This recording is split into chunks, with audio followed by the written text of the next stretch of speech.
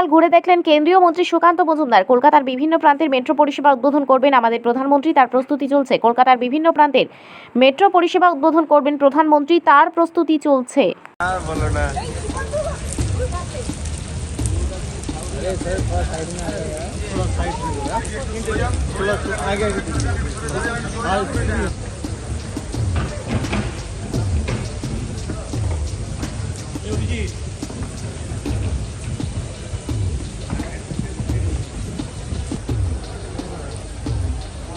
দিলে দাঁড়ানো যাবে। এদিকে একটা আছে,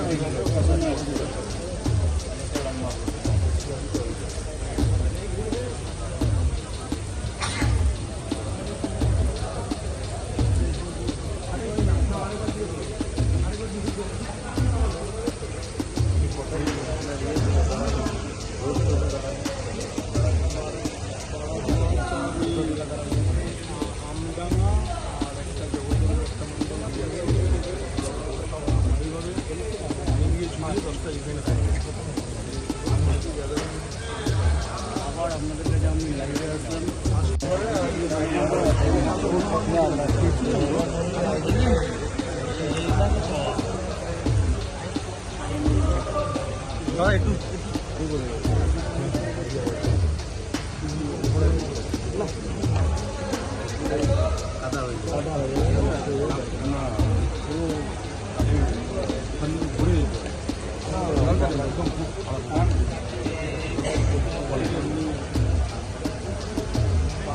দুটো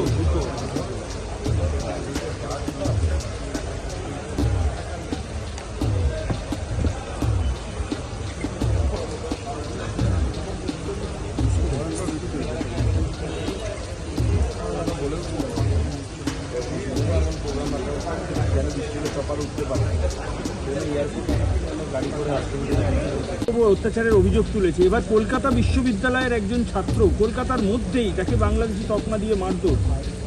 না, মাননীয় মুখ্যমন্ত্রী তো প্রথম থেকে হাওয়া গরম করছেন বাংলা বাঙালি করে। যখনই বিপদে পড়েন বাংলা বাঙালির কথা ওনার মনে পড়ে, অন্য সময় বাঙালির কথা মনে পড়ে না। তখন কীর্তি আজাদের কথা মনে পড়ে, তখন ইউসুফ পাঠানের কথা মনে পড়ে, তখন সাকেত গোখলের কথা মনে পড়ে। আর আমরা দেখলাম যে তামিলনাড়ুতেও বাংলাদেশি গ্রেপ্তার হচ্ছে, কারণ তো ওরা অবশ্যই বাংলাভাষী, বাংলাদেশিরাও তো বাংলাভাষী। আবার কেরলেও গ্রেপ্তার হচ্ছে, বিজেপি শাসিত রাজ্যে হয়, সব সরকারই করেছে। আমার প্রশ্ন, এবার মুখ্যমন্ত্রী কি বলবেন যে কলকাতা বিশ্ববিদ্যালয় বাংলার সর্বশ্রেষ্ঠ শিক্ষা প্রতিষ্ঠানগুলির মধ্যে একটি, সেই শিক্ষা প্রতিষ্ঠানের একটি ছাত্র সে যখন শিয়ালদার চত্বরে তাকে বাংলাদেশি বলে তাকে মারধর করা হয়েছে, তাকে সেখানে অপমানিত হতে হয়েছে, লাঞ্ছিত হতে হয়েছে, তখন বাংলার সিংহাসনে কে বসে? স্বয়ং মমতা বন্দ্যোপাধ্যায়, যিনি বাংলা বাঙালি নিয়ে বড় বড় কথা বলছেন। আমরা এটাই বলছিলাম যে মমতা বন্দ্যোপাধ্যায় আসলে বাংলা বিরোধী, বাঙালি বিরোধী। মাননীয় প্রধানমন্ত্রীর আকর্ষণ এমন যে প্রকৃতি বিরূপ হোক বা স্বরূপ হোক, পক্ষে হোক বিপক্ষে হোক, মানুষ লক্ষাধিক সংখ্যায় গালকোয়া মানুষ মাননীয় প্রধানমন্ত্রীকে শুনতে, তাকে নিজের চোখে চর্মচক্ষুতে যাকে বলে বাংলায়, সেই চর্মচক্ষুতে দেখার জন্য একবার আগে বাংলার মানুষ যতবার মাননীয় প্রধানমন্ত্রী শ্রী নরেন্দ্র মোদী এসেছে তাকে ভালোবাসা শ্রদ্ধা দিয়ে ভরিয়ে দিয়েছে। বাংলার মানুষের প্রতি মাননীয় প্রধানমন্ত্রী শ্রী নরেন্দ্র মোদীর স্নেহ আছে, যেমন এরকম বাংলার মানুষেরও মাননীয় প্রধানমন্ত্রী শ্রী নরেন্দ্র মোদীর প্রতি স্নেহ, ভালোবাসা এবং শ্রদ্ধা আছে।